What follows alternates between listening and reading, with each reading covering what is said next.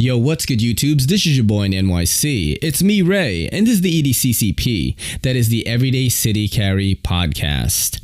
And what have I got going on for you guys today? Well, I have a special guest on.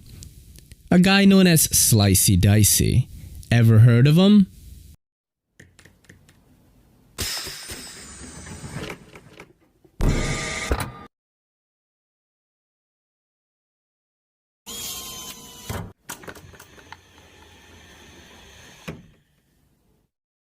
Yo, what's up, everybody? As you can see, who can it be? It is Slicey Dicey. It is I. Thanks for doing this, man. I really appreciate it. I'm sorry it took a couple weeks to get it figured out. It's so funny when I saw your comment and you were like, why haven't I been invited to do this? I was like, dude, you can do it anytime you want. You know, it's crazy. When I first discovered you, I think you were just like at 1,000 subs, and I want to say like that wasn't that long ago. Yeah, it was probably a year and a half ago, maybe. Yeah, because I took a long hiatus. I kind of started around the time when JT hit about 1,000, right? And then my trajectory was pretty good, and then I took a really long hiatus, like really long, just figuring stuff out, you know, still uncomfortable in front of the camera. And then out of nowhere, I found one of your videos. And I felt like, even though I was on a hiatus, I was still consuming knife content, right? I was trying to learn things. And then I thought I knew of everybody already. Because at that time, there wasn't as many knife channels as there are now. Yeah. And I was like, who's this Slicey Dicey guy? Well, it took a bit to hit like, 1,500, 2,000. Like, well, I got 1,000 pretty quick. And that took quite a long time to get to 2,000. And I was kind of discouraged. Then I hit 2,000. It just blew up. So it's been a lot better since then. And, it's once you crack 10,000, it slows down a little bit. But it's still been going pretty good. So I'm happy with it.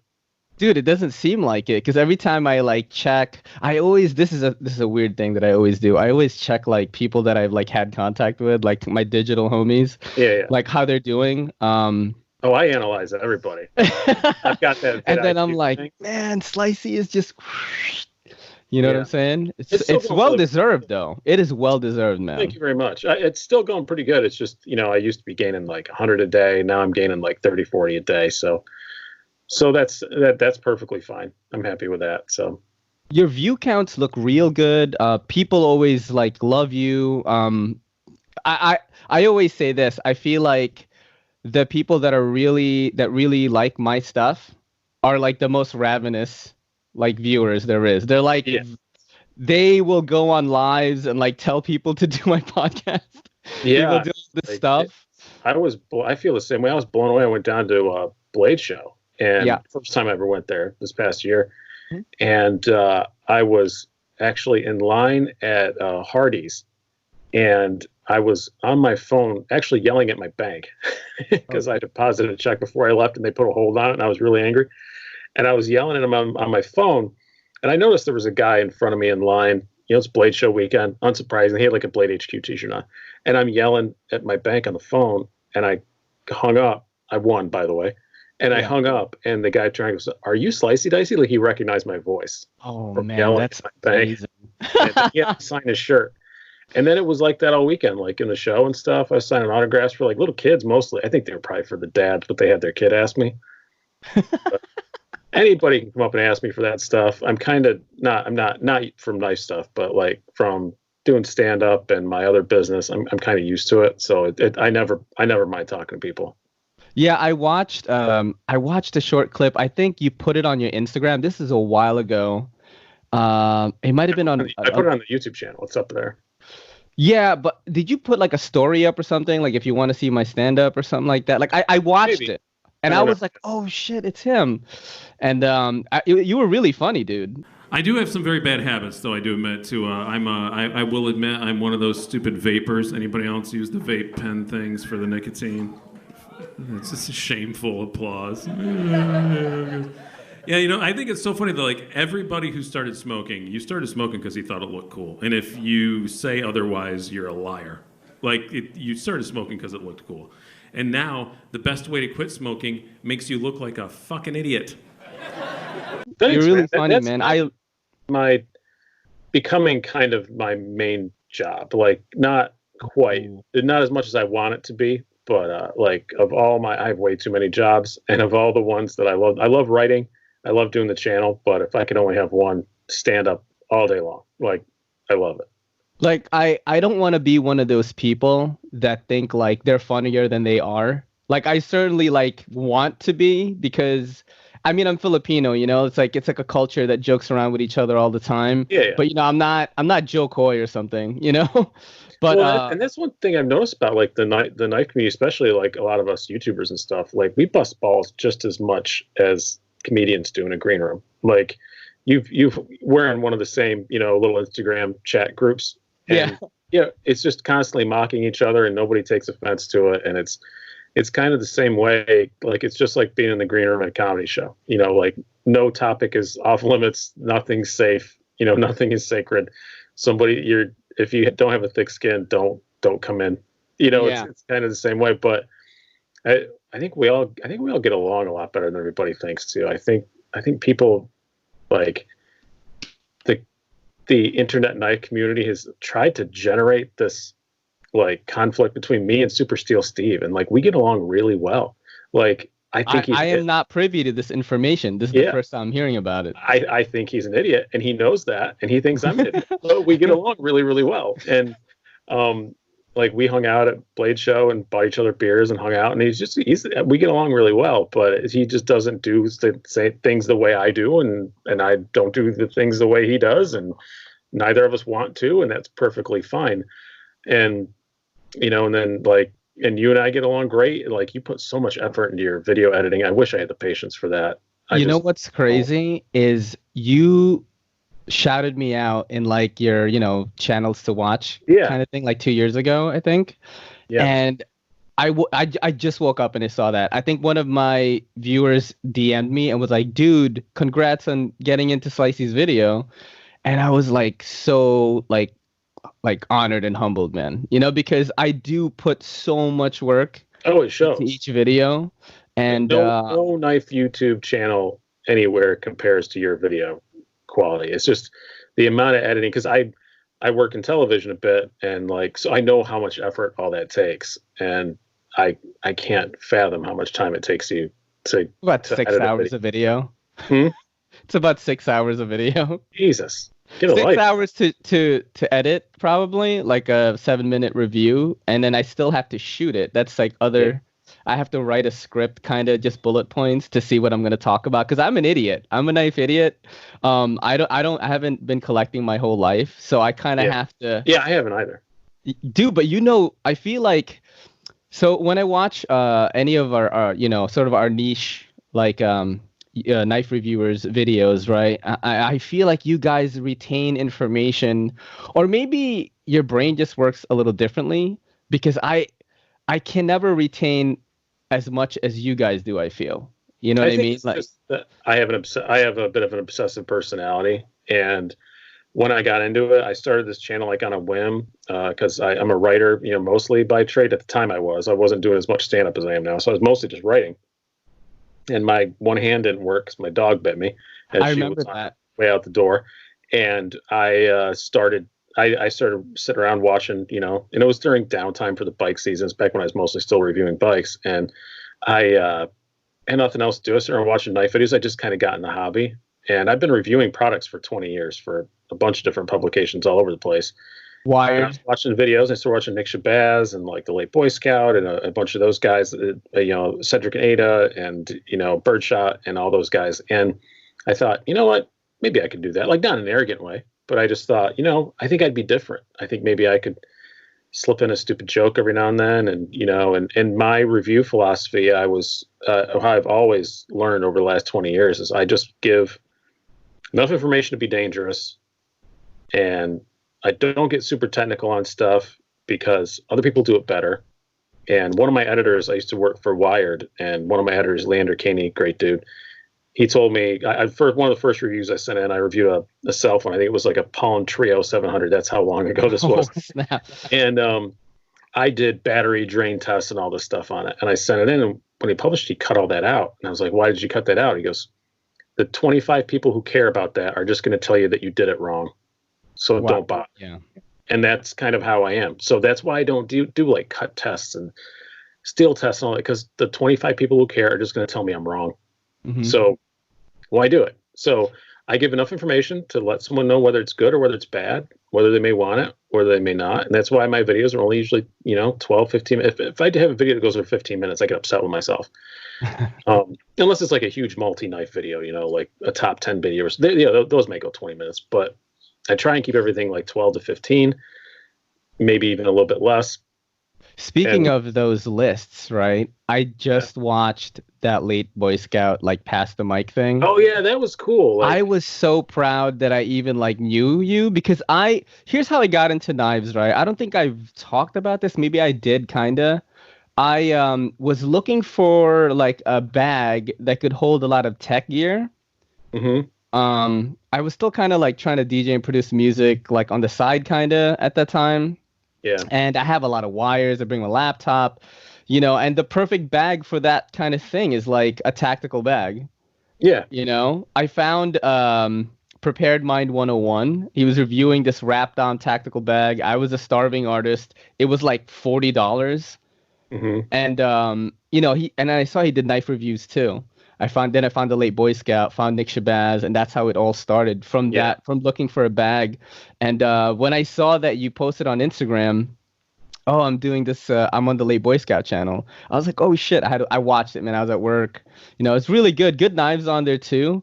Like, what happened? How did that come about? So like months ago, Shane did the late Boy Scout. Shane, he did a video about this VV Elementum, and a lot of people said, "Oh, it's just a copy of the Fair and Forged Gent," and I didn't. The Gent or the Keen? Side by side. The Gent. Oh, it's the Gent. The Gent. Yeah. Okay. And if you glance at them, they look kind of the same. It isn't the Mass Drop Fair and Forged Gent. I have one right here. It really isn't. The only similarities they really have are they both have, especially this is a wood handled version as well, but they have that general wood over liner lock look. And you kind of basic drop point blades. Other than that, there are a whole lot of differences. He messaged me and said, "Hey, I saw your video about where you talked about the differences. Is it okay if I reference that in my video?" I said, "Yeah, absolutely. Go for it." And because I talked about how they look visually the same at a glance, but they're really not. And I kind of highlighted the differences. So he referenced my video in that, and then. Ain't heard from him forever, and then like a couple weeks ago, he just messaged me and said, "Hey, do you want to do this? I'm going to do this past the Mike Monday thing." And I was like, "You'll be the first one." And I was like, "Hell yeah, I want to do it." And you have 200,000 subs. Of course, I want to do that. But his content is more gun related, firearm related now. And that's not really my jam. But I'm happy. Imagine it was my jam, and I just like wear a bandana when I get out of here, and I'm just like a gangbanger in New York City with guns. Like, I just got this new Glock. Yeah, it still was just an honor, because I remember, like, before I started doing this, which is only, God, I only started it 2 years ago this past November, so it's not even 2.5 years. Not long, dude. I watched the rise. You know what I mean? It's been fast. Like a long time ago, though. Like, in some ways, I can't remember not doing it, and kind of regret not doing it sooner, but I really didn't know enough back then. I had a few knives before I started. But I think when I started the channel, I think I found 5 or 6. I remember having one of this little zip case that my son has now that I passed on to him. But this little zip case I got off of Amazon. I remember when I first started being really stressed out because it only held like 12 knives. And I was really stressed out because it was getting full.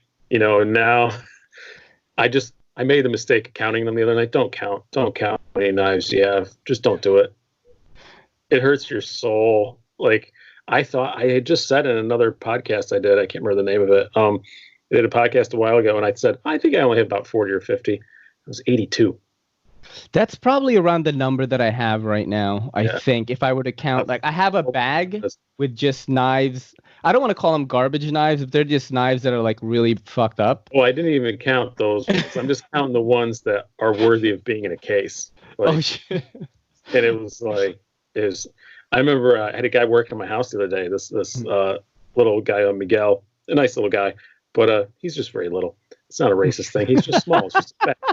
And he had to come in my office to work on something, my office/studio, and I remember I had knives like all over the place, and because I'm not good at that. Like right now, there's like I can see 15 just sitting here, but before I open the door, I go, oh wait a minute, I'm not a psychopath.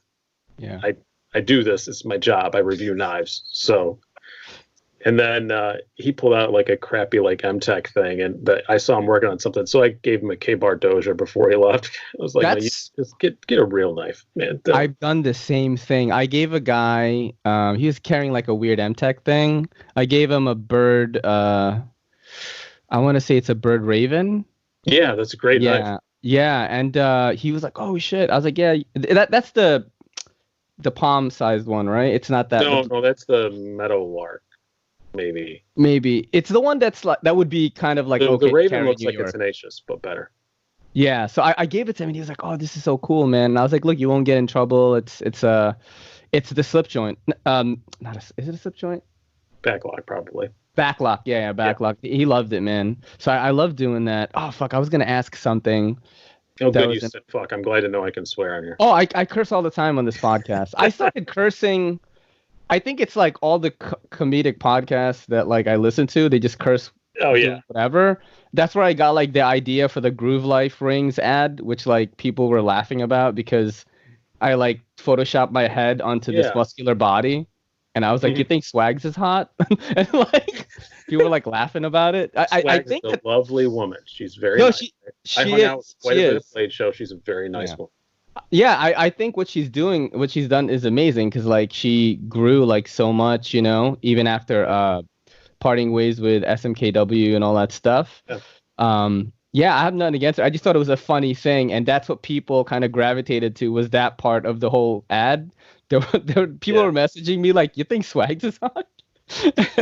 But well, I will tell you, and not in a chauvinistic way. She looks even better in person. Oh, yeah. She looks like the type of girl to look much better in person. Yeah, like, you know. Yeah. But yeah, it's really cool, man, that you're doing this. I really can't believe it. You're the first guest I've had on that I had like some bullet points for. Oh. Yeah, usually I'm not gonna look at them right now. I've got some for you too. We're gonna flip the script at some point. Okay, cool, man. Yeah, whenever. But yeah, I was just like, I actually did a Google on you. I looked up some of your like Google like Wired like articles and stuff. Well, I mean, look, man, you're doing this. I feel like this is a huge favor for the channel and me. I couldn't believe when you were like, "Hey, when am I gonna be invited to this?" I was like, "Why would?" Because I always feel like, what, you know, like how would it benefit you? But aside from like digital friendship, my ego, man. I get to talk about myself for an hour or whatever. That's what more do I want? That's my favorite subject. Great podcast, by the way, on the Knife Junkie. I did listen to that. Oh, Knife Junkie, that's the one. Sorry, Knife Junkie. I didn't remember the name of it. There's still I didn't remember the name. I think maybe they had questions prepared, right? But it was very, very good. The audio was really good. I'm looking into this sort of new, like a different solution for doing this. And I just haven't tested it yet. And I didn't want you to be this podcast to be the guinea pig of that, where I would like call into you through an app or like a website. And they use some weird app at Knife Junkie. I don't remember what it was. I want to do audio and video, though. That's the one thing that I've always wanted to do. It's like I watch Rogan anytime he puts out a podcast. And like, I'm like, why isn't there something like this for the EDC community? Because there's so many like characters. Definitely. And that's what I mean, it's kind of a bold thing to try to do, but it's kind of like what I'm trying to do, at least with my niche of friends. My comedy podcast is like that, the Carlson Cast. Go check us out, carlsoncast.com. But check that out. We have 5 cameras set up, and we interview everybody who comes through Comedy at the Carlson, which is a huge club here in Rochester. So we've had Colin Quinn on, we've had Gilbert Gottfried on 3 times. Nice. We've had lots of really great, amazing guests, and they're all there, like sitting on the couch. So we have like a 5 camera setup. I'm the co-host for it. But man, the camera setup. Jesus Christ. Like I know how hard it is to run. You don't stream this live, obviously. I know we're recording right now, but I don't, but the way we that go live on Facebook and YouTube also. Ooh, and nice. Our computer is, we call it the Millennium Falcon. Like we have it's only about a year and a half old. It's like a liquid cooled, big, giant gaming PC. There and you it go. can barely handle it. With the five cameras going and live streaming and all that. It's a nightmare.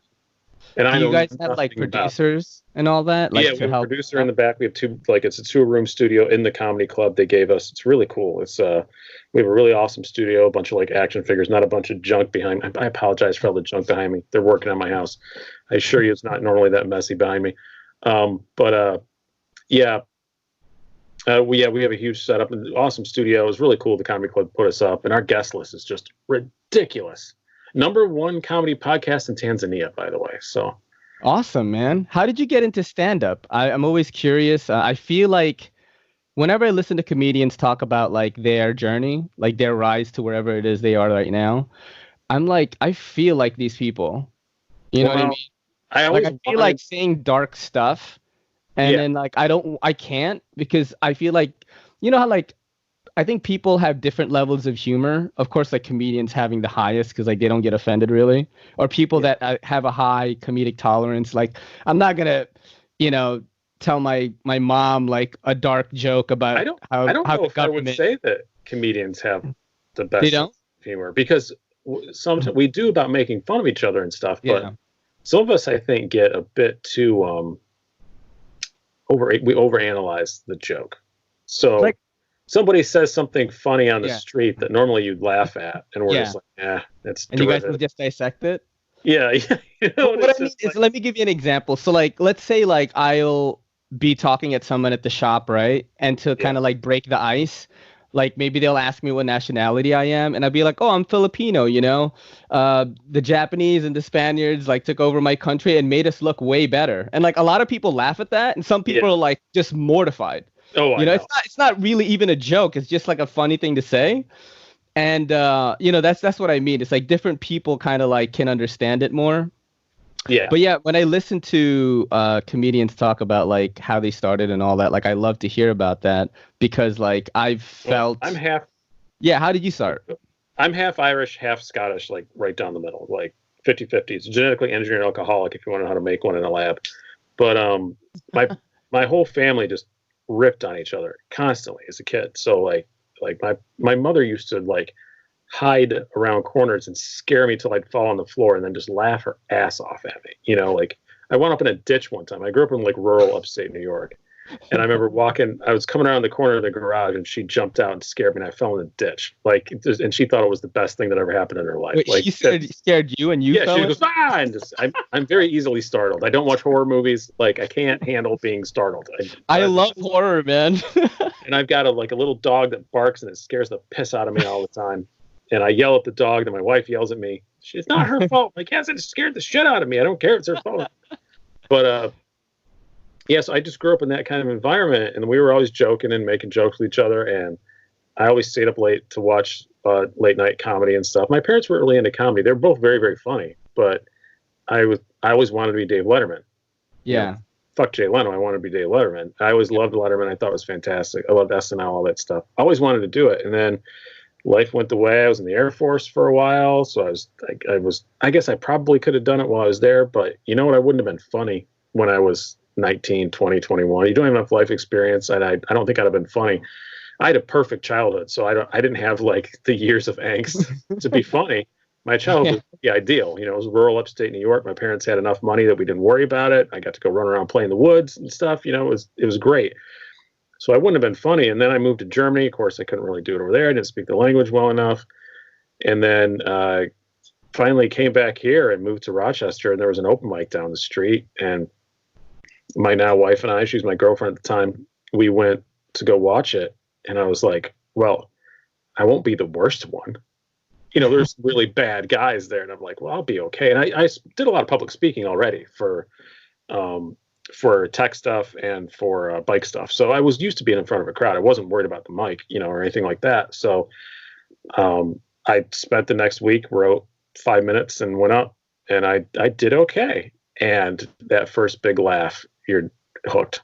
It's just like, this is awesome. Like, I want to do this. And I have I don't think there's been a stretch longer than 3 or 4 days that I haven't been on stage since. That's so awesome, man. Yeah, it's something else when you make people laugh.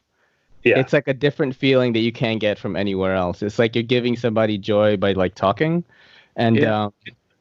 I guess I'm in it for the give them joy thing, but it's a power for you. It's a power trip. It's a power trip, you know. Okay. And I will say now that I've gotten to this point, my life is pretty hectic. You know, I mean, I've got like 3 jobs and my mother's in a nursing home. I'm dealing with that. I got 2 kids, you know, and a wife and all that stuff. I have a lot of stuff going on, but that's the only time I'm calm. Like people say, why don't you get nervous on stage? No, that's the only time I'm calm because there's no room for anything else in my head other than what's the next joke? What's that asshole doing in the front row? You know, there's no room for anything else in my head. That half hour, 45 minutes, an hour I'm on the stage, I am perfectly calm. I love it. It's meditation for me. That's awesome, man. That's how I felt about, I used to DJ and produce music for like 10 years. Yeah. I had a good run. Like the last 5 of it, I was partnered with somebody. We did pretty well. I played at like some of the big music festivals and stuff like that. Was getting a good pay, but getting a job in New York was like impossible. Yeah. Because they don't want to pay my rate.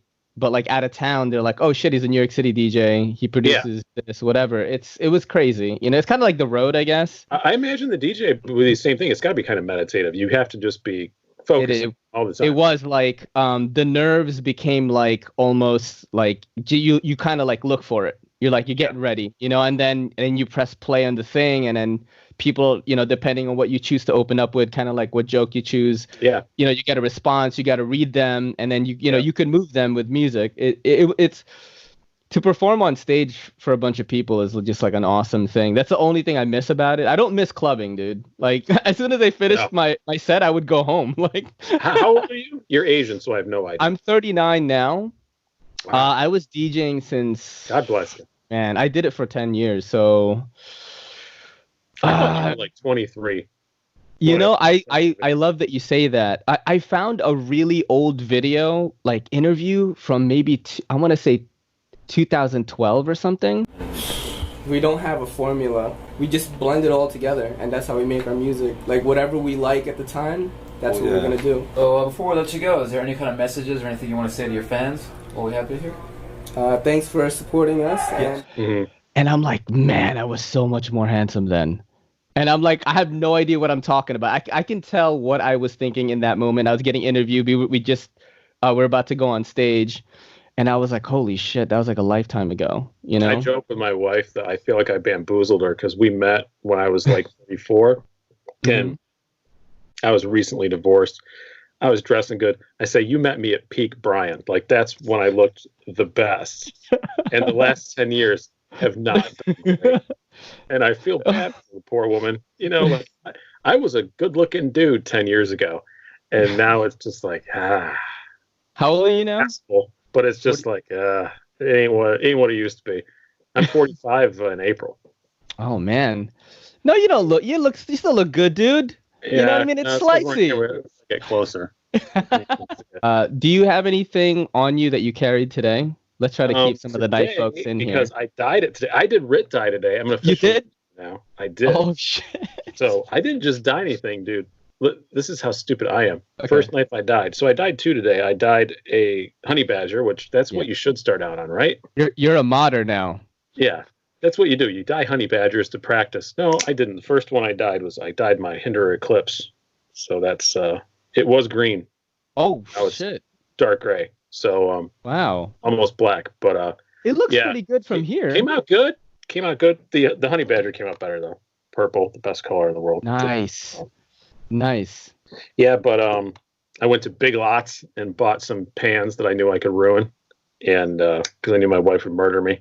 What's Big Lots? Pans. Big Lots is like it's like a discount store. It's kind of like Marshall's, but it's like home stuff. Oh, so like Julio's Tupperware here. No, I'm just kidding. Yeah. It's stuff that's off the back of the truck. And it's also a great punchline name. Okay. If you're writing a joke and you need a punchline store name, Big Lots is the best one. and you bought pans and you dyed 2 knives, the Hindu. Yeah, I dyed 2. Well, I dyed a third one too. I dyed an R2D2, but didn't come out great.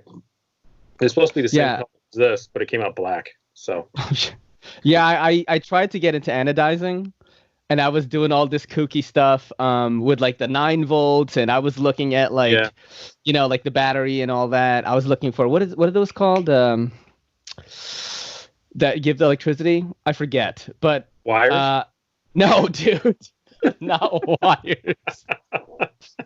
I'm Asian. I should know this, man. I should know all this stuff. No, so I watched the channel called Sharp Knife Nuts, and he's really good at anodizing, but he only uses 9 volts. It's crazy. And he does really good stuff. So I got into that, but I figured I wasn't that good at it. What I carried today was this, and it's a QSP puffin. Ooh, that's very nice. That was anodized by anything knife related on Instagram. Brian Wallace on YouTube. I don't know if you ever see. Kind of looks like Stas's work a little bit. Yeah, a little bit. Yeah. I think they exchanged ideas or something. Microphone the knife does it. But I don't normally modify knives because I'm reviewing them. So I want them to look stock in the videos. I don't want to have to explain like this frickin' thing is white and God, I want to change it. The mini bug out. Like I'm itching. I had the purple dye all boiled up today. I had the pots going. I could have done a midnight blue. I've got that. Like I really wanted to do it, but I'm like, no, I've got 2 more battles to the death. This has to appear in, and it has to look stock. But the second, that's the Stormtrooper one, right? That looks like it. Stormtrooper. Yeah. Nice. And I thought that would be cool, but it isn't. I don't like it. I don't like the white. It looks dirty every time I carry it. It all wipes right off. Yeah, but it's just annoying. And what a stupid mistake that was, Benchmade. Like, you come out with this knife that everyone waits on, and then they had a meeting and somebody said, what are the 2 most polarizing color choices we can possibly choose? Let's do Hunter Orange, which would be fine, but it has orange thumb studs and orange standoffs too. So it's like, what am I going to do with that? So I got this one because I don't like coated blades, but I can dye it purple or blue and it's going to look awesome, or black even. So you think you're going to mod it later? Oh yeah, definitely. I just did a Battle Death that's up right now. I just put it up like an hour ago with the Benchmade Valet, which is a highly underrated Benchmade, like same size, really cool little knife. You talked about that in the late Boy Scout. Yeah. I had the most underrated thing they've ever made. It's one of my favorite Benchmades, and like nobody talks about it anymore. And then I didn't know what it was. When I saw it, I was like, that's interesting. Yeah, it's an awesome little knife. And then I have a Chaparral lightweight on the way, courtesy of Southern Edge Knife Works, if I can plug my sponsor. And I'm going to do a review with that and the Chaparral lightweight, another battle to the death with those 2. And then the second that video is done, man, I'm going to be, as I'm saying, have a good one, everybody. I'm going to have a T8 in my hand to like take this thing apart and dunk it and turn it. I think I'm doing the midnight blue on it. I don't know, but that'd be pretty cool. It's funny that you mentioned the T8 thing because like that's one of the things I wanted to talk about with you. Was you always say that you should take your knives apart? It's kind of like part of the hobby, makes you a little bit passionate. I enjoy that as much as I enjoy using them. I am so scared to do it because I've done it a few times. It's meditative again. And I always like fuck up the screws and I'm like, oh no, like it's never centered. I'm like, what? Take your time. Watch some Shabazz disassembly videos. He's probably, no matter what you're taking apart, he probably has one that's similar to it. He may not have the same model, but he's probably got the same brand. And they kind of all do everything the same. And watch a couple of his videos, buy some good Weehaw tools, buy some good lube. Get a bottle of the 97, percent alcohol stuff to clean things off with. Get a nice rubber mat. That's very important because screws bounce a lot farther than you think they do when you drop them. Yeah. And just take your time, and it can be a very meditative and very satisfying thing. Like as soon as I get a knife, it comes right apart. Like, do you have a sharpening system? I do, but I have a Viper Sharp if I really have to really properly sharpen something that they sent me. Thank you very much for that. But I have so many knives. I'm usually just doing touch-ups. So I usually use, I used to use a Spyderco Sharp Maker, which is excellent. because I'm mostly just doing little touch-ups, and again, I like to try and keep things as factory as possible because I'm reviewing things. So I don't reprofile and put mirror edges on knives hardly ever. I've got like 2 that I've done it to. My Atom, I put one of my own edges on. My Shaman has an edge for my buddy, but those are just for me, so it's fine. But primarily I've been using lately, it's actually right here because I just used it today. I got a while ago, did a video about it. I'm going to use a little Work Sharp, new. And it's kind of like a sharp, like their version of a sharp maker, and it's fucking awesome. And I don't have the patience for it, man. Like when it comes to sharpening, I have a KME, and I've sharpened knives before, but I start to notice that I'm like just like rushing it sometimes, and I've definitely fucked up some edges before, you know. So I just kind of just keep it stock, and I just like strop it. Yeah. Yeah, I don't know. It's so funny that I could spend 6 hours editing a video, but then I can't spend like an hour like sharpening or reprofiling something. Yeah, it's weird. It's just so like crazy. Yeah, it's weird what our priorities are. Like, you know, I mean, I'll drive, 3 hours to get paid $250 to do stand up. But if someone wants me to come and talk about bikes, I don't get on a plane for less than $3,000. It's just like, and that's easier. It's easier than doing the stand-up. Like, if I think I got to just run my mouth for an hour, and I'm not expected to make jokes, it's so much easier. But it's just I don't enjoy it as much, so I don't want to do it. That's kind of like where I'm at right now. So starting this, a shameless family plug here right now. I mean, I'm working at Ayla CBD, my family CBD. Yeah, shop. I need to get some stuff from you. I'm a big CBD fan. We've talked. Dude, I love it. The thing is. Yeah, I have a lot of pet customers that come in. Some of the regulars, like I'll give them free treats and stuff. But like I definitely took a huge pay cut from what I used to make, and but I'm happier, dude. Because it's like not that demanding. It's just me talking to people about like a product that I use every day. Yeah. And I do get to edit stuff at the shop. I get to watch videos like I did yours today. Yeah. I don't have anyone breathing down my neck. It's not corporate. It's like my brother and my sister-in-law are like the owners. I make less money, but I'm like way happier. Yeah, I totally get that. I mean, this last Tuesday, I've been self-employed since 2005. Like, dude, that's awesome. I wish that I could do that. Yeah, paychecks are nice though. Yeah. But that's what I did my whole life. That's what I did my whole life, Slicey. I was in an office since I was like 16 years old. It sucks, dude.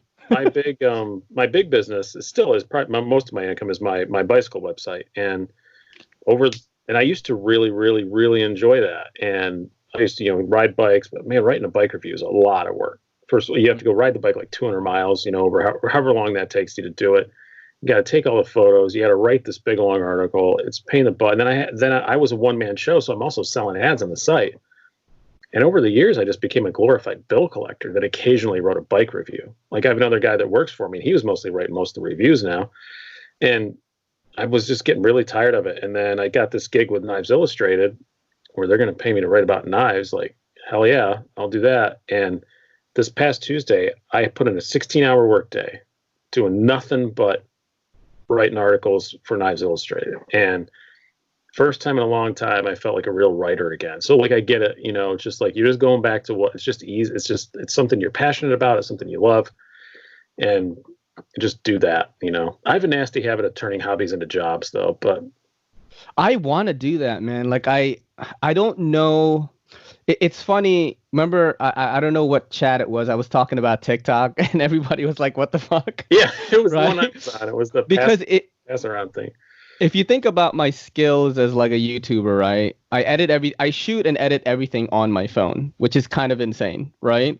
Yeah. I wish I could. I would love to sit down with you someday. Are you coming to Blade Show? Ah, man, everyone is asking me, and I'm wait. I have a case with Uber, and this is fine. I can talk about this. I was in an accident and I had to get shoulder surgery. I'm trying to get like money from them, and that would be my Blade Show money. You know what I mean? Like, well, if you come, I'm gonna like throw Sabenzas at people. Like, when I want to sit down with you and have you show me how to use the apps you use to do yours, because I don't edit my videos at all. Mm-hmm. I shoot them on my phone. Yeah, and I upload them. And I put, I insert a thumbnail and I'll put little tags and all that bullshit. What do you use? That's it. I did my iPhone. But what do you use to insert the image? Oh, TubeBuddy. TubeBuddy. Okay. Oh yeah. That's I know the guy that started that. Yeah, well, I mean, I don't know him, but or vidIQ. I've got both. Okay. But what was I gonna say? So yeah, about the editing on a phone thing. The reason why it's funny that my skills with that, which I've developed the past 3 years on YouTube, translate so well on TikTok because you have to edit videos quick. You know, a lot of people don't know how to edit on it or don't edit on their phone rather, so they can't edit on the go.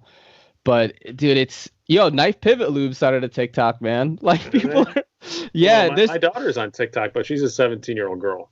When you look for everyday carry on TikTok, like I'm the number one right now. No one is making videos, dude. PM2OG has like 2 million views on him just cutting rope. That's like me bragging about being one of the most famous comedians in Tanzania. It's about the same. I probably am, honestly, probably like we're the number one comedy podcast in Tanzania. So I'm going to listen to that, dude. I'm going to listen to that. The top 5 most famous comedians in Tanzania. Yeah, I mean, you're the only working comedian I know, dude. Like, you know what I mean? Yeah. And I listen to comedians every day. Yeah, it's fun. Like I'm pretty booked up, actually. I'm pretty happy with I had a bit of a dry spell December, January, but I think a lot of bookers know that I don't do like Christmas Eve stuff like that. I don't do it. I have kids and I don't want to do it. But yeah, I'm pretty booked up the next 2-3 months. I'm working almost every weekend. How do you mostly feel around here, luckily too, which is great. I don't have to travel. So, how do you feel about like your podcast? How long have you guys been doing that? We're episode 114. We just did this past week. A while then. You've been doing since the club opened. It's a little over 2 years. Oh, damn, dude. I don't know any of this stuff about check it out. If you like Rogan's, you'll like ours. I will listen to it for sure. I listen to everyone. We get a bit silly, and we let comedians say whatever the hell they want. And let them talk for as short or as long as they want. Some episodes are 45 minutes. Some are almost 2 hours. It just depends on how interesting the person is and how much they want to talk. And we only have had one guest that was clearly not happy to be there. And he spent the first 10 minutes talking about he was not happy to be there. And that wasn't great. That sucks, man. But then he came back and then he loved it. Like the second time he came back, it was awesome. Like he was happy. But I think right now though, podcasting is so huge, especially for comedy. And that's what's helped us out a lot is now they've categorized it. So now it's not just comedy podcasts on iTunes, it's comedy interviews. Mm-hmm. And they've 2 separate categories, comedy and comedy interviews. And we're always in the top 50 in comedy interviews. That's dope, man. And on like Podomatic, we're like number in the top 10 usually. Yeah, like Rogan, when he first started doing it, like people were like, what the fuck are you doing? And now it's like probably one of the most influential figures in the world. Like, our proudest moment was 1 week. I think it was, who did we have on? It was somebody super famous. It might have been one of the Gilbert episodes. I don't remember who it was, but 1 week we were ahead of Ricky Gervais. Oh shit! And like that was pretty cool. You're like, go USA, USA. No, he just had a really off week because he was normally like in the top 10, and we're like 90 something. But 1 week we were like 70 something, and he was 80 something. Dude, that's awesome that you guys are like even in the top 100, man. There's a lot of podcasts out there. Just for county interviews, but yeah. So there's a lot of them. There's a lot of them.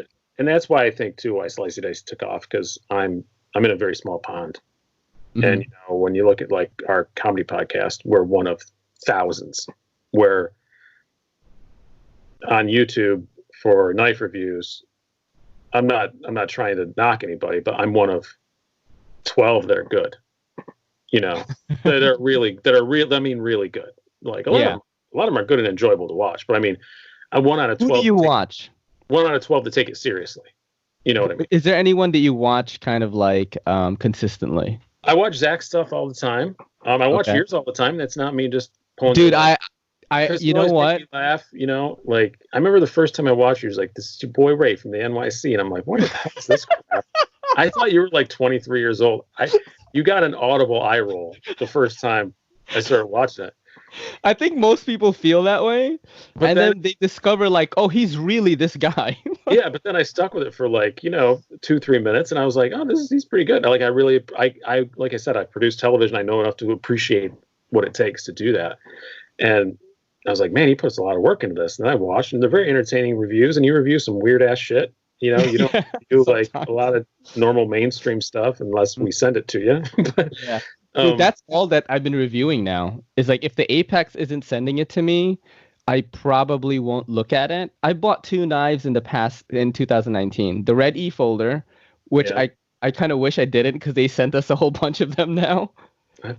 Did you hear about that? No, I didn't hear they sent a bunch. So what happened was I bought this Red E folder from Williamson Copenhagen, right? Yeah. This is Mikkel Williamson's production line. Mm-hmm. Right. So instead of customs, he's doing his own line. I liked it. It was an access lock that was D2, and it was a Williamson design, and it was $75. And I was like, I want to have it. Right. It's kind of like a weird. Yeah, it looks cool. Weird price. Access lock D2, but $75. So under 100 access lock. Right. That's not a Ganzo. You know what I mean? Yeah. And I picked it up. I did like a little story and an unboxing of it. And then Mikkel Williamson messaged me on Instagram. And I'm fanboying because no one messages your boy here. You know what I mean? Like nobody does. It's cool when people do. So I'm like, oh shit, man, I really love it and all this stuff. And then I told him about the Apex Fast Around group. And he was like, would you guys be down to like review the entire line? I'm like, yes. I'm like, yes.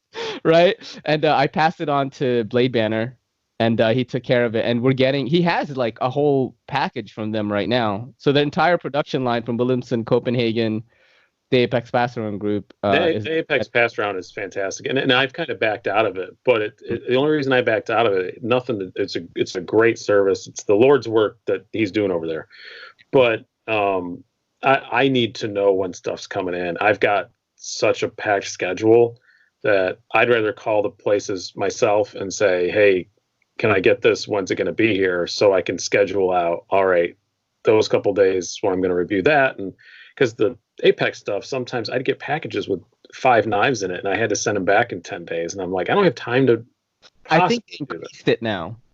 I think they increased the time allowed now because I've literally held on to stuff for like a month and like I didn't get in trouble. Yeah. And then I lost the box. Dude, Benchmade Boxgate. That's one of the bullet points. It's like you lost the box. I've cleaned my office. I've torn my office apart at least 3. I've rearranged my office like 2 or 3 times since then. I've never seen it. I don't. And when they first came up in the group, there was like, "Where's the box to this?" It was what was it? It was the Benchmade carbon fiber. I'm like, I didn't have it. Because I don't remember. Because I remember going to ship it back, and I looked. I have a box of boxes, right off here to the side. I have a big giant box of boxes, and for stuff that I have to send back. And I went through it. It wasn't there. I was like, I guess it didn't have it. I don't remember. And that's a joke now with Zach and I because it was his box that I lost. And Zach loaned me a bunch of Benchmades. I did a Brews and Blades Benchmade edition, and he sent me 4 or 5 Benchmades, none of them with the boxes. He said I can't be trusted with boxes. Dude, Zach is so cool, man. He's great. Yeah, he's so cool. He's such a nice guy. I asked him, like, man, he comments on every video that I have. He likes all my stories and stuff. He's just a very encouraging guy, and I wasn't that close with him before. I've gotten closer with him now, of course. We did a podcast and everything, but I was like, what's the deal with this guy? Like, why is he paying attention to me? And I'm just like, not a big deal. So I thought he was just like trying to, like, I don't know what he was trying to do, but he's just a super nice guy. Yeah. He was like, hey dude, just letting you know, we're all cracking up over here. I'm decorating my Christmas tree with my family. We're listening to your podcast. I'm like, what the hell? I'm like, what? Yeah, it's so awesome, man. I was like shocked that he did that because I curse all the time. Yeah. What did you want to do? You said you wanted to flip things. Yeah, I got a couple questions for you. Okay, sure. First of all, you have to have told somebody this. Okay. The fuck is up with those Band-Aids? Okay, so the Band-Aids, I talked about this before. I have like really fucked up thumbnails. They're damaged because when I was moving, I used to live in a swanky apartment on 60th Street and First Avenue. It cost $2,300 to live there. I was in a very uptight office job before in the jewelry industry. And, I was living this bachelor lifestyle or whatever. When I had to move, this is when I decided to do music full time. And I literally had to move back with my mom at 30 years old. Yeah. So I was moving and the air conditioner clipped my hands. And it's still like that. Yeah, dude, it has not gotten better, man. So for unboxings, I don't wear them. But when I get maybe it was a DJ thing. I honestly thought maybe it was a DJ thing. I'm hoping for a Band-Aid sponsorship. You know what I mean? I'm going to do a Band-Aid review. I actually am. Really? I cut the holy Jesus out of this finger. It was not the knife's fault. Yeah. I was trying to cut. I was mounting something on my wall, and I like to use it. My walls are weird. Like nothing sticks to them, so I use that 3M double-sided tape they use for stick trim on cars and stuff. Yeah. And it's kind of hard to cut. And I, like an idiot, I'm cutting it, like this, and I just went, and I got it good. I mean, blood went flying and everything. And I covered up, and I have mutant healing factor. I heal really, really fast. And it's all the CBD gummies that you eat. Huh? It's all the CBD gummies that you eat. It may be. No, just my whole family's been that way. Okay. My son just had an emergency tooth extraction, and they went in to go pull the stitches, and they're gone. It's all healed over. I don't know what to do with it. But I got these things. These are awesome. These little hydro steel things. Oh, nice. I've tried those. They're sweet as hell. But anyway. That's what they're for. When I get close up, it just looks it bothers me. I'm so narcissistic that I do watch my videos maybe 5 times when I upload them. So I don't like seeing them. I've explained it before. That was it? That was your flip, man? No. Okay. That's not it. All right. So I tried to ship you a package a while ago, and I just assumingly wrote down Brooklyn. Because you have to live in Brooklyn. My shop is in Brooklyn. Oh, that makes sense. Yeah, my shop is in Brooklyn.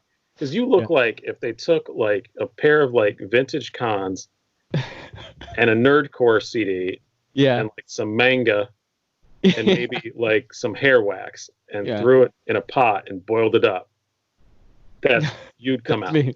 Yeah, I'm a modern genetically engineered hipster. I'm a modern day Asian nerd, I guess. I'm not so I follow a page called Hipsters of New York, and I am not that. You're I'm kind of a filthy casual in everything that I do, right? I do like video games, but I only play 2 of them. I do watch movies. I don't get balls deep into things. I'm just a filthy casual in everything. I just like to consume. 2 or 3 things I'm balls deep in, and then I just kind of little stuff. You're a huge TV guy too, right? I love TV. I love watching movies. My girl and I, as you can see, all of these movies in the back, these are not mine. The first time I came to her house, she's like, "Hey, let's watch a movie." And I walked in here, and I was like, "All right, maybe there's something here," because this girl has this. She has pop figures. She has a Captain America Civil War poster. She's just kind of like a nerdy girl, but is a personal trainer. It's really odd, but I love movies. I love consuming content and media. That's kind of my number 1 hobby. You know what I mean? What are you watching? What's your favorite TV show right now? It's currently running TV show. Yeah. That's currently running. That's new. I'm watching The Outsider on HBO. I've been thinking about starting that one. Dude, it is so good. Just think of, I don't know if you watched True Detective, the first season with Woody Harrelson and Matthew McConaughey. Imagine that detective kind of show, but there's also a sci-fi vibe to it because it's a Stephen King show. And everything, even the first episode, the very first scene is I don't want to spoil too much because it's one of those.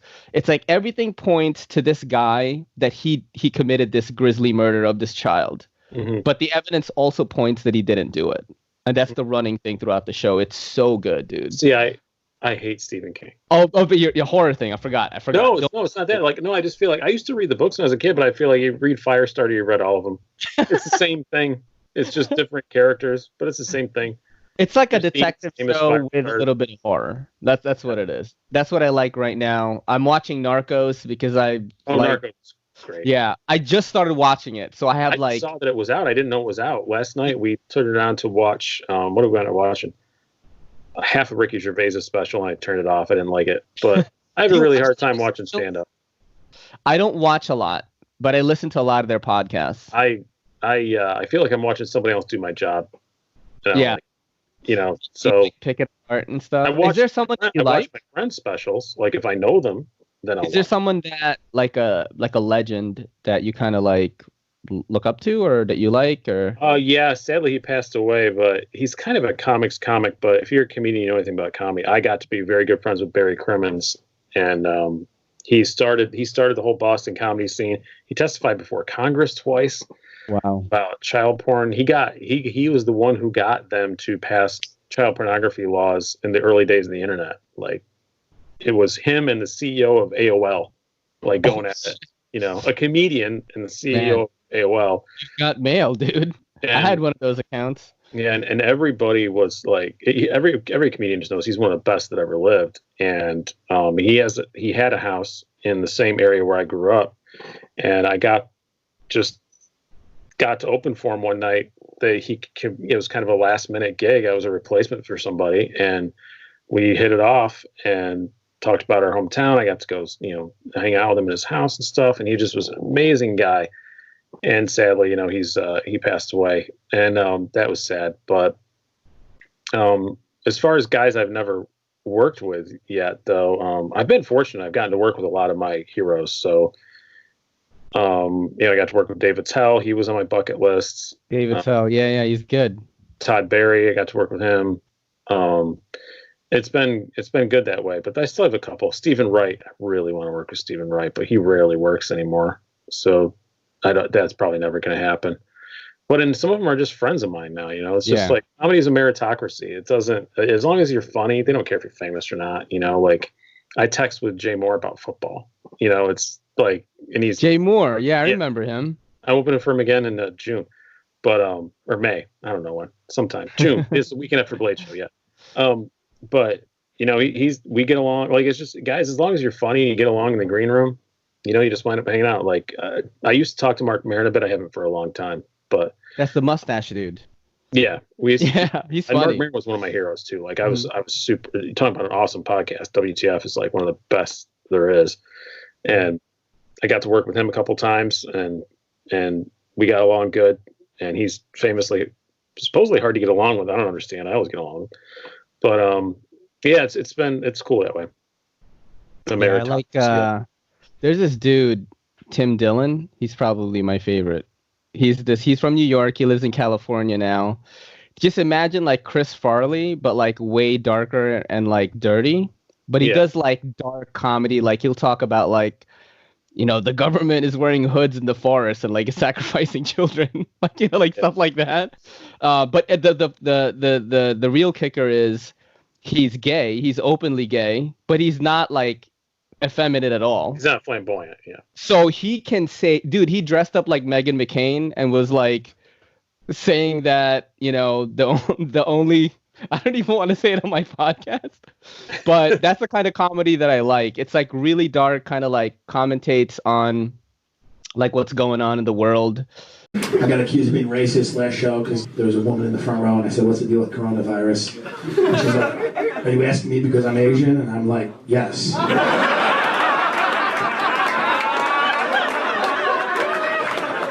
Yeah, it's not a fat white guy problem as of yet. You seem somewhat responsible. Her boyfriend was sitting next to her. I'm like, "Who are you voting for, dude?" He's like, "Andrew Yang." I'm like, "Buddy, you're already fucking her. Relax." Government and stuff like that, which is weird that that's what I like, but that's my favorite guy to watch. I'm dark more than dirty. I'm definitely not. Yeah. Dirty. Hopefully, I'm going to have a comedy show the night before Blade Show starts in Atlanta. I'm still waiting to hear back from the club to confirm everything, but I think we confirmed it. It's kind of a weird thing. Dude, those are ticket sales right there, yo. Huh? Like everyone from Blade Show is going to go watch that. Oh yeah, the place only seats 120, and he was like, "How many tickets do you go sell?" I said, "Oh, I'll sell it out. Like, there's no doubt, And so I'm excited about that. But I'm not dirty. I'm dark for sure. Mm-hmm. Like I did a gig. We were in Daytona Beach. During August, which is like the off season, and so I was doing half an hour, and I got up there and like I was killing like the first 10 minutes. I was destroying it, And then I just totally lost everybody for like about 10 minutes. And I ended strong, and I was happy with it in the end, but it got done, and my buddy goes up and he gets done, and I go, man, I don't know what happened. I just lost him for 10 minutes there. I don't know what happened. He goes, dude, you did 2 suicide jokes in a row. And I was like, no, oh yeah, no, I did. Like, I didn't realize it. I don't think of them as suicide jokes, so you have to be careful where you put stuff, but yeah, I do it. That's the level of comedy thing I was talking about. Like, some people aren't at that level to understand that this is a joke. And, maybe somebody that they knew committed suicide, things like that. Yeah. Could also play into it. I just always think in comedy that anything is fair game. Like, I know the Shane Gillis thing. He was a comic in New York, was about to be on SNL. Oh, yeah. Yeah, dude, that did not offend me at all. Yeah. And I'm Asian. You know what I mean? Like, I listen to... You're Filipino. I'm a Pacific Islander, quote unquote. That's what the government says. Yeah, I'm not one of the royal Asians, In Crazy Rich Asians, the movie that was big last year, I wasn't in that. That's not my race. Did the Philippines ever have an emperor? No. So, you know what's funny? Yeah, you're not Asian. If you're not on that topic, we had a military dictator. I mean, like... That's close. Yeah. That's like the crazy thing about my background is when we were in the Philippines, Marcos was the leader, right? Yeah. And my dad grew up from a poor family, didn't even have money for electricity, borrowed textbooks, graduated with honors, valedictorian the whole time, became a banker. We were like really rich, dude, in the Philippines. When I was like, we came to America when we were 7, so I didn't understand what it meant yet, but the government took all our assets. That's what happened when democracy, came, and we came to America. And I was wondering why I couldn't have a He-Man action figure that I pointed at, because normally before I could. And everything you pointed at, you got. Yeah. So that's actually my story of how I came to America. And the first movie that I watched was Coming to America. In the theater, dude. That's not a lie. That's not a lie, man. It was so funny. And I lived right next to the McDonald's, which was your father was like, this is research, kid. Watch this. My dad didn't come. He was still in the Philippines at the time. My mom was the one that got us here first. He came later. Wow. But when I was watching that movie, I was like, oh my God, Mom, that's the McDonald's like next to our house, So, but yeah, that's my story, man, from the Philippines, dude. See, I'm a good interviewer. I get stuff out of you without even asking about it. I just didn't know when to bring it up, man, but that was good. Do you have any other like crazy kooky questions that you think people will enjoy? No, I just still can't believe you don't live I think you live in Brooklyn. I think you just don't want to admit it. I wear glasses and I tell people like I knew about that band 3 months ago. You just have a P.O. box in the Bronx. you sit on the train for 45 minutes to get your mail every day because you don't want to admit you live in Brooklyn. Man, I have to like get a P.O. box because I only have my home address right now. I just gave mine up because I wasn't getting enough stuff in there. People weren't just randomly sending me stuff, so I gave it up. And now I say, email me. If I think you're not a psycho, I'll give you my address. Oh, shit. How much does it cost to even have one? Oh, it was like $70 every 3 months or something like that. Jeez, can I even afford that? I can't even buy knives. I know. It's I buy a lot of knives, but they're all for the channel. So yeah. I'm going to use my filthy vape thing. So yeah, go ahead, man. Go ahead. I'm enjoying talking to you, but I can't go an hour without nicotine. So no, it's cool, dude. It's cool, dude. That's crazy that we went an hour already. Time just flies when it says 101 here. I'm like, oh shit. Yeah. I mean, time just flew by. Is there any like cool knives that you have near you that you want to show? Give the knife people some stuff. I think I showed them all on the live show, but yeah, this thing is awesome. This is tomorrow night's review. I actually just recorded it, but the Steel Wheel Screamer. Oh, I've seen that. Pretty. That's not just a good-looking budget knife. That's just a good-looking knife. Bring it up a little higher. Grab it. Bring it up a little higher. I thought you like tried to reach out. Imagine like a three. Oh, there we are. Now I can see my finger. Show the spine. Show the spine, man. Your spine. Yeah. I mean the backspacer. Oh yeah, they're so bright. Yeah. Let me ask you this: like, how do you feel about this? Steel Will has kind of been doing these fashion-forward color combinations lately. I like it. Some people I have no problem with their color combos at all. And like even their black wash, I normally don't like coated blades, but Steel Will is kind of an exception to that. They do this black wash that just looks awesome. Yeah, it looks really good. They're like these little like specks in it. It's like really awesome. Yeah. They're beautiful. Like properly done. I have one here somewhere because I'm working on one for a guy. Where did I put it? I have one right here too. This dude gave me this. Oh yeah, I gave you that one. Yeah. Yo, my girl uses this every day. This is her favorite knife right now. Yeah. The Kobold. Because my girl is like 4'10". She was. What's that? The only other coating I know that's as good as steel will is in the black, and it's infinitely more expensive. This is not mine. I'm working on it for a guy, but it's the Hinder Black, the Battle Black. Wow. They do the little chromy logos on it. It's so pretty. And the custom scale, he sent it to me to have him do a scale swap for him because he doesn't have the tool to take it apart. Yeah. How are Hinders, by the way, man? I've never handled one. You know, they're kind of like these really expensive knives that people show off. Like, look, I have a problem with them. I've said this multiple times on my shows, but like 2 years ago, I actually said, was it on a live show or a podcast? I said, I have no interest in anything Hinder designs or makes. They're all too bulky. I've owned 5 genuine Hinders now. I still currently own 3.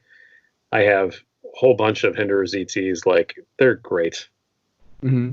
I really like them. Like, this is my newest one that I got, which I showed, but this is my half track, which is probably my favorite Hinder is the half track. Yeah. Bring it up. Bring your hand up a little higher, because like your face is basically where it's centered. Dude, it looks awesome. I love that blade shape. What's your favorite blade shape, by the way? USA Made Blade exclusive Warncliffe. So Warncliffe? Is that your favorite blade shape?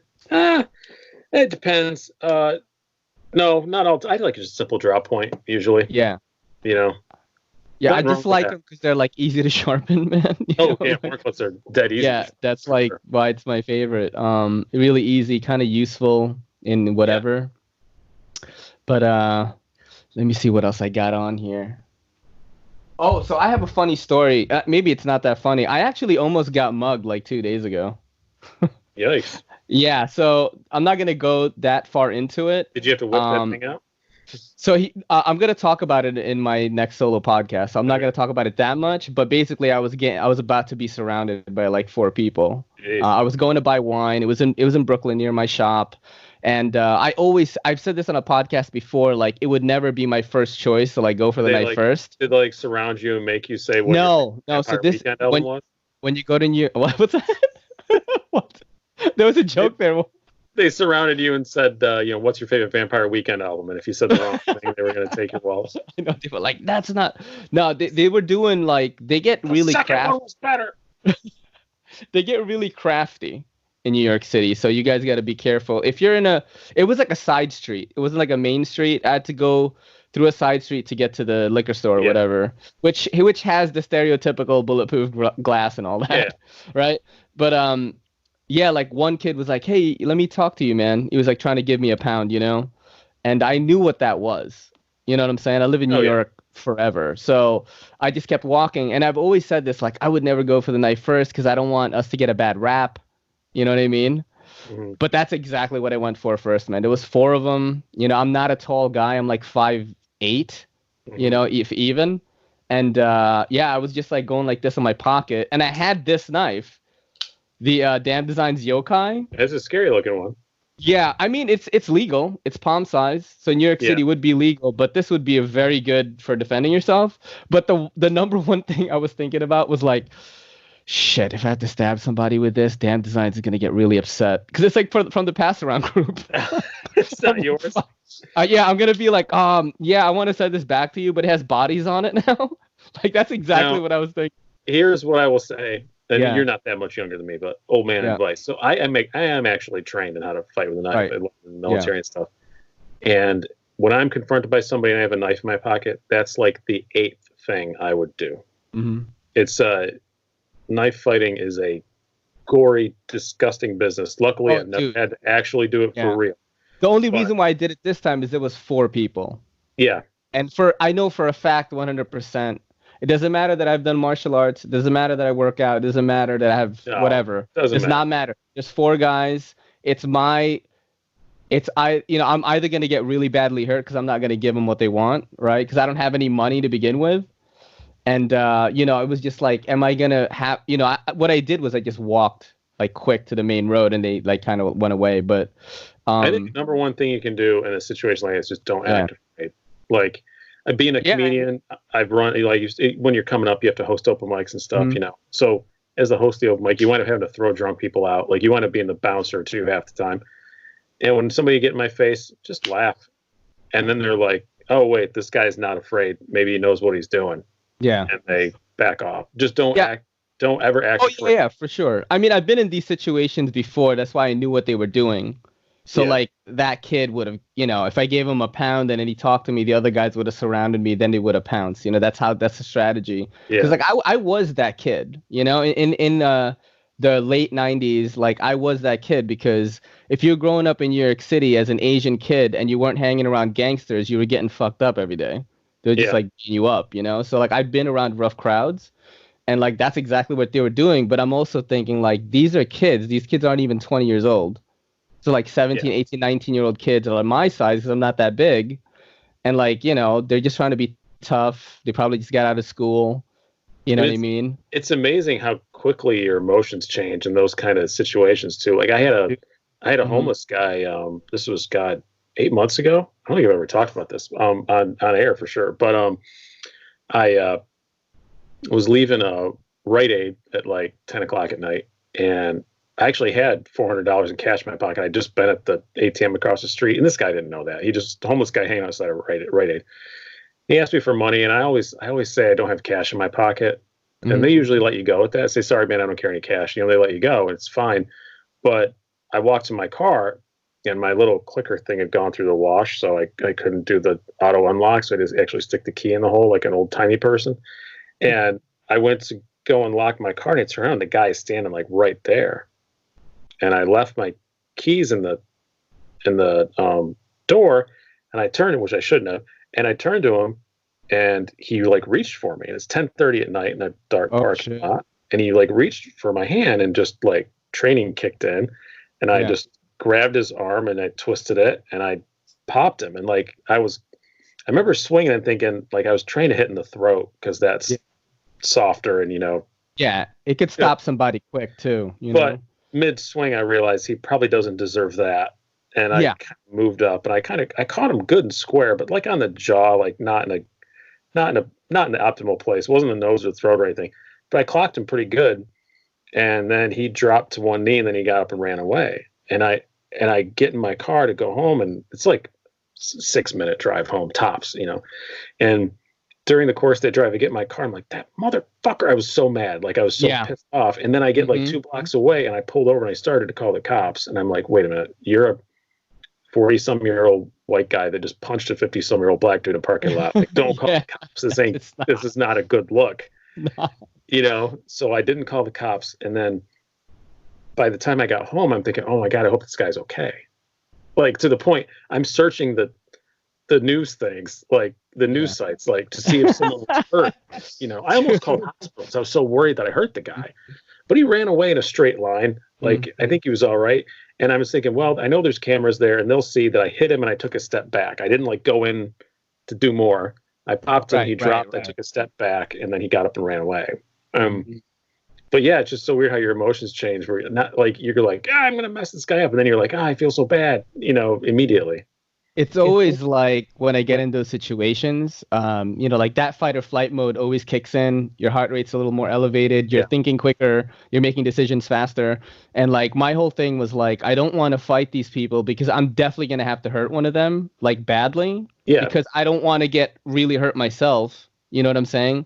And if you're trained, like that's kind of all you know how to do. Like I don't know how to like subdue a person, hold them on the ground, but I know how to snap their arm in 2 seconds. Like I couldn't even do it because I'm not a big guy, right? So I don't know jujitsu. Like I can't fucking even if I did. There was 4 of them. Yeah. So I would have to hurt one of them really bad so that the other ones kind of back off or whatever. And I would get manslaughter, dude. That's what would happen. Yeah. You know what I mean? They're gonna say you're an adult. These are kids. Like all that shit, but. Anyway, like that's what, when fight or flight kicks in, I got back to the shop because I wasn't finished with a day's work yet. I didn't even tell anybody. I told my girl later. She was like, "Oh my God, are you okay?" I'm like, "Yeah, it's fine. You know, it's New York City." I did the same thing. I came home. My kids were still up and hanging around downstairs, and I just didn't say anything. And then my wife later was like, "What's wrong?" I'm like, I had to pop. I hadn't punched a person in over a decade. Well over same. It's been a long time. Long I'm just not that stupid anymore. You know what I mean? Like the tough guy days are over. Oh yeah, I don't try to be. I act like a tough guy. Act like you're not scared. And 9 times out of 10, they just back down and they don't care. I remember one time trying to throw some guy out of a bar, doing a bar show where I used to run an open mic, and this guy was 6 kinds of messed up, and he was with his girlfriend. They were practically fucking on the couch off to the side of the stage, like it was disgusting. And he went up to the bar to try and get another drink, and the bartender, this little tiny woman who I knew very well and I liked a lot, refused to serve him, and I heard him call her the C word quite loudly. Yeah. So I walked over with my buddy. My buddy used to be in prison. He's passed away recently, unfortunately, but he's a good guy, reformed, ex-con. He's big, jacked up, ex-con. I'm like, "Hey, shooter, come with me. We got to go talk to this guy." And we're like, "Hey, you got to go, buddy." And I put my hand on his shoulder to kind of urge him towards the door, and he turned and actually put his dukes up like the 1920s. like this? Yeah. It's like Sherlock Holmes, the movie. Burst out laughing at him, like we just laughed at him, and then that sobered his girlfriend up, and she was like, "Baby, I think we should go. I think they're not afraid of you. I think we should go." He was really tall, but really skinny. Yeah. And then they'd already called the cops. I didn't know that, and he literally opened the door for the cops, like as they were coming in, and I just said, "Oh, it's that guy." Wow, man. But it was really fun. But I never seen somebody actually just go. No, it's always they do that. And New York City, they pull their pants up. They go. I'm like, that's not. If you've ever gotten good at fighting ever, you don't do that. Like my daughter got in a fight at school the other day. Yeah. Explain what happened there. You kind of talked about it briefly in a group chat. She gets in fights a lot, but she's a badass. She's 6 feet tall, and she's only one of she's a minority in her school. I'll say that. But great people. Like she gets along with everybody pretty well. But there's one certain group of girls that she used to be friends with. They don't get along anymore. And I'm like, I got a call from the principal. He goes, "She didn't do anything wrong, but I'm not doing anything bad. She got in a fight with this girl. We knew it was coming for a long time." And I'm like, why did she hit you? She goes, "I don't know. She came and started yelling at me, and I took my earrings out." And I'm like, "Oh, you did what?" Like, that's like a Frenchman slapping someone in the face with a white glove. Yeah, that's a war crime, man. You take your earrings off as a girl, take my earrings right? Out. Like, that's a bit. I'm sure somebody has a bit about that when they do this. Well, somebody's going to. But yeah, it's just like, you don't do that. You don't take your earrings out. Like that's like throwing down the gauntlet. Like yeah. I was like, I might have hit you if you took your earrings out. And you said she was on the news or something, right? Oh yeah, she did a protest. They fired a bunch of teachers here. It's because of budgetary restraints, which is just bullshit. But somehow they went up $67 million in the hole, and it was a big surprise. They didn't know it was going to happen, and so they let go a bunch of really good teachers. And yeah, she started a riot that went over, not a riot, protest, but it was 7 schools and 1,500 students walked out, and her friend organized it. Wow, that's amazing. They couldn't do anything to her in the end, so because she'd have been on the news again. If they'd have suspended her, she'd have been right on the news again. Yeah, that's awesome, man. That's really cool that she did that. Is because these teachers were getting laid off. Yeah, and it was just that's fucked up, man. Bullshit. It's like you don't even make any money, And they didn't manage to save all of them, but there was going to be 185 laid off, and I think they only laid off 110. Damn. And then they displaced another 20, which means they had to go to another school. Is there anything, what was I going to ask about? Fuck, I was going to ask something. This Pass the Mic thing on the Late Boy Scout. I have kind of an inkling that, a buddy of mine is doing it too, I think. Yeah, how do you get on that? No, it was super easy. He just, and he let me do literally whatever I wanted. He didn't even want to know what the video was. And I told him what it was, and he goes, "Oh yeah, that sounds cool, whatever." And I said, "Do you want it like base reveal style or my hands down thing? Because I'm kind of two minds about it. I don't know. I kind of wanted his opinion." And he was like, "I don't care, whichever." Can you imagine if I did a video on the late Boy Scout? His audiences would be like, who is this kid? I've only gotten a little bit of backlash because really?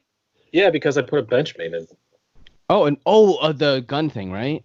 Yeah, because it's primarily Genshin. Oh. And there's still people heard about that. So yeah. Oh man, the dumbest thing ever. Yeah, like the HRC gate thing, the Benchmade. I just don't touch those subjects that much. The HRC gate thing, I think that it was great what they did. Oh, I think so too. The information is amazing. The information is excellent. But the crucifying of people, I didn't like that. I did not like that. I didn't like the memes and the glee and just like, oh look, we found something. That rubbed me wrong. And that's that way with anything. And that way you don't need to take a victory lap. It's just unsightly. But then, didn't they announce that they were wrong about a lot of this stuff? They were wrong about a couple of them, yeah. Yeah, a company came out and then they retested. I forgot which one it was, but which one? Lion Steel, I think. Yeah, I watched the video, I watched the apology and all that stuff, and I was like, damn, dude. Because to me, when it comes to judging a folding knife, right, price is always an issue for me. And I'm not a hard use guy. I'm not going to be cutting rope or wires. It's mostly going to be paper or cardboard. So I'm not really looking for a super steel. I'm mainly an action snob. I've got to be able to fidget with it for a while without getting a lot of cramping. I'm an ergo snob, I think. Ergos is good too. Maybe the carry. I think about the blade, how big it is, because New York City, of course, I don't know. That's probably what I would do if I was on the late Boy Scout channel, is 10 knives that may or may not be legal in New York City, and it's all under 3-inch knives, but you could still get arrested for it. Yeah, because that's how it is here. It could be like this kobold. I could get brought in for this. Because it's locking. That's never actually written. It's I've asked retired policemen, I've asked actual policemen, and they're gonna do this. This is the first thing that they do. Yeah. And they see if it's the size of their palm, fits within the palm. But I always joke around that what if the guy has this giant hands like the Big Show from WWE? Yeah. And you could be carrying Spada XL. I know, right? But that's what they'll do first. And if it's automatic, it's definitely no go. The gravity thing has been being fought over with kniferights.org. No, they won. They had no gravity knives. Yeah, but still, it wasn't Knife Rights that did that. It wasn't? The ACLU actually is the one that got really? It. Yeah, because they were using it to put brown people in jail for no reason. Oh, man. You had cops grabbing Swiss Army knives with a pair of pliers and whipping them open and saying it's a gravity knife. That's so bad, dude. Swiss Army knives? Come on, man. And it was, people got felonies for Swiss Army knives. You know, they claim it was a gravity knife, which is that's so stupid. Easy. I think Knife Rights had something to do also, but I know the ACLU lawyers are the ones who got it overturned. Yeah, it's a weird thing, man. I always have to be careful, because in the subway at the end of the month, they're definitely checking bags. Mm-hmm. I've gotten my bags checked before. I always keep it in my pocket. I don't ever carry it on a clip. They don't search a person. I think that's kind of the rule or something like that. Yeah, but I've never gotten checked on the subway. I've gotten checked maybe in my whole life. I've been here since '87, maybe 2 times. And one of those times, I was in a suit and tie, bro. Suit and tie, Steven Seagal ponytail. That's what did it for you. They were like, this guy's a Yakuza or something, he has a green card. Go get him. You know what I mean? Ray, I love you, but nobody ever thought you were in the Yakuza. That never happened. No one ever.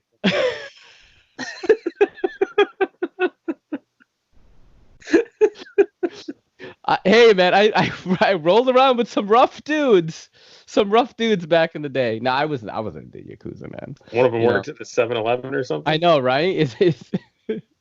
His name was Great Sir Son. No, Is there anything that you want to plug before we close? We've done over an hour and 20 minutes. Oh, Jesus. Yeah. I could go on for a while, Yeah, check out Knives Illustrated, the March issue. I got 3 articles in that. That's a mag, or is it like digital? That's a print magazine. You can download it online too for like $4.99. The March-April issue, I'll be out in that. I think it hits March 24th. And if you're in the upstate New York area, comedy at the Carlson, I've got 3 weekends coming up there. Hit me up and I'll let you know which ones if you want to come see me. Hopefully, I'm going to have comedy show the Thursday night before Blade Show.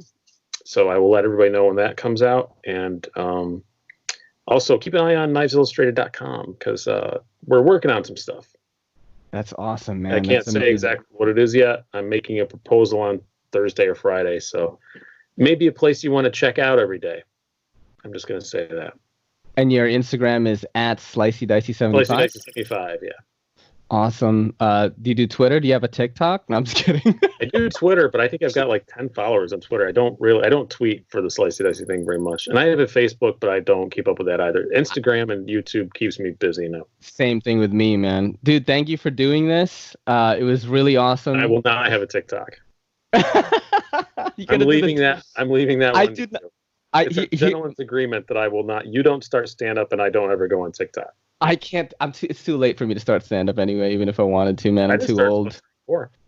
Till 34? I'm like 39, man. I'm 39. I'm like 40. Fine. I feel like I'm just going to be an amalgamation of like Bobby Lee and like Tim Dillon and Andrew Schultz or something. Like That's not bad. That's not bad combo. I love Bobby Lee. He's a very nice guy. He's so funny, dude. You've met him? Yeah. He's so funny. I love his podcast a lot. Like I watch his stand-up too, but his podcast is like it just cracks me up, man. Because I knew a lot of Koreans growing up, and he's like not your typical Korean. You know, he like grew up in America. It's so funny. Thanks so much for doing this, man. No problem at all, man. I really enjoyed it. This is your boy in the NYC. It's me, Ray, and this is the EDCCP saying peace. Yo, don't forget to hit that subscribe button, and don't forget to hit that bell icon so we can squad up in the comments.